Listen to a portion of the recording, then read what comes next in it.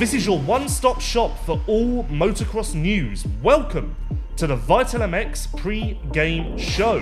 No matter whether it's the Super Motocross World Championship, MXGP, or various national championships around the world, we will endeavour to shed a light on all that is happening in different corners of the world. First off, this week, let's take a look at a milestone that was reached in Indianapolis. Indianapolis was, of course, the 10th round of 2024 Monster Energy Supercross, and Ken Roczen led his 700th lap in the 450SX class.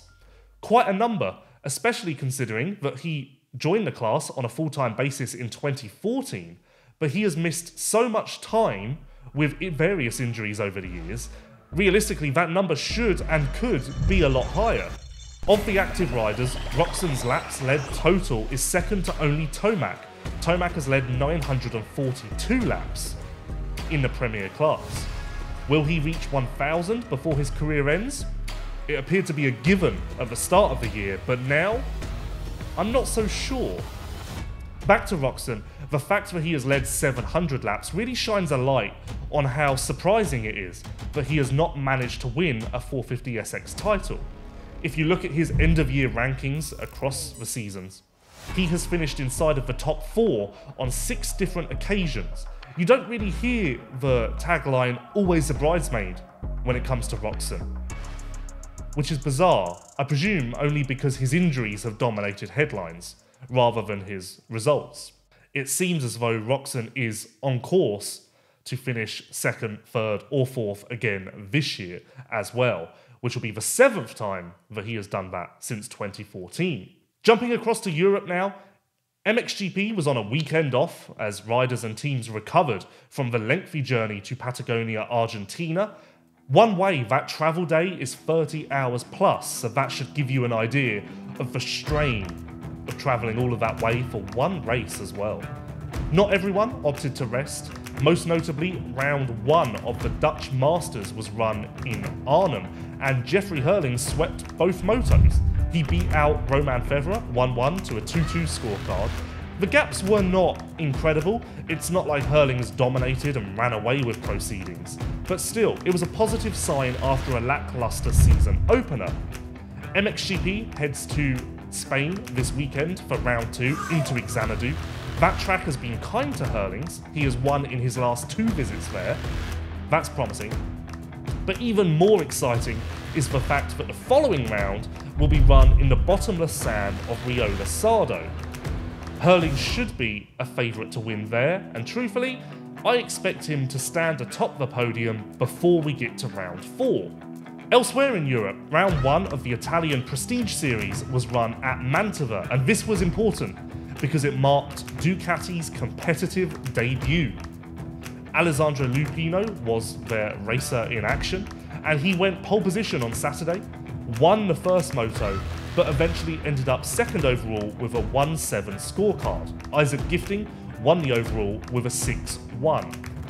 It was still a positive debut for Lupino. The only reason he was 7th in the 2nd moto was he got a bad start and just struggled to really make any progress at all. But, as I said, this was the very first race for Ducati, and to stand on the podium is no mean feat, so I believe that they deserve applause. Speaking of Ducati, Paolo Ciabatti, the leader of the off-road program, has confirmed that the manufacturer will race the MX2 class in Italy next year. The 250F program will essentially be a year behind the 450F program, so they will race the MX2 class in MXGP in 2026, and then 250 SMX in 2027. Of course, they will race MXGP in 2025, and AMA Supercross in the 450 SX class in 2026. It's still not been decided what team will lead the American program, but Club MX have withdrawn themselves from the running, and it sounds as though JGR is unlikely as well. Sticking with Europe, injury news. Matteo Guadagnini was hoping to return from his pre-season injury in Spain this weekend, but it's just a little too soon. I'm certain the Guadagnini will be ready to race come the 3rd round in Sardinia, the bottomless sand, but that Grand Prix is so demanding that I wouldn't be surprised to see him wait for the 4th round in Italy. The hard-packed venue, Pietram Murata, is a fan favourite, and it should be a much easier going for his return from injury. Positive news, Liam Everts, a title contender in MX2, missed round 1 with a thumb injury. Well, he will be back in Spain this weekend. Don't write him out of title contention. MXGP is weird, there's a lot of injuries in that series, and maybe, just maybe, he can claw his way back to the very top. From memory, Jeffrey Herlings won many titles by missing around, and even Marvin Muscan in 2009, he missed a race due to legal action. He legally was not allowed to take part, and he still won the championship, so it has been done. A little nod to Brent Van Donnick. I'm sure a lot of you have seen the social media frenzy about his injury sustained in Patagonia, Argentina.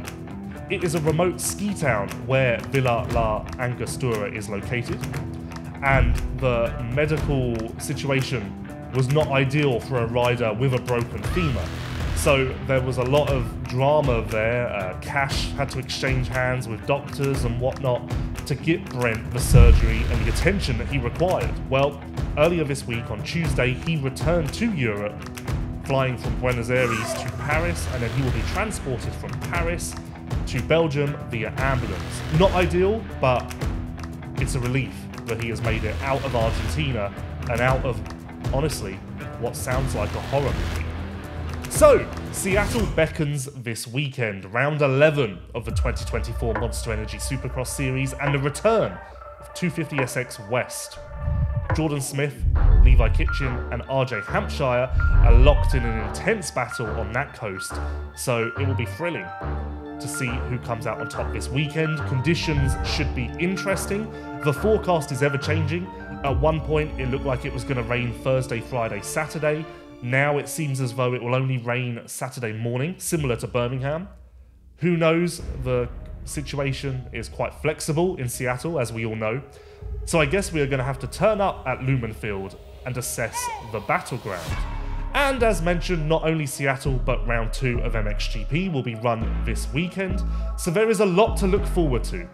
It's going to be a great weekend. Thank you for watching the Vital MX pre-game show. Thank you for all of your positive feedback. It's truly encouraging and means a lot. And we will see you next week.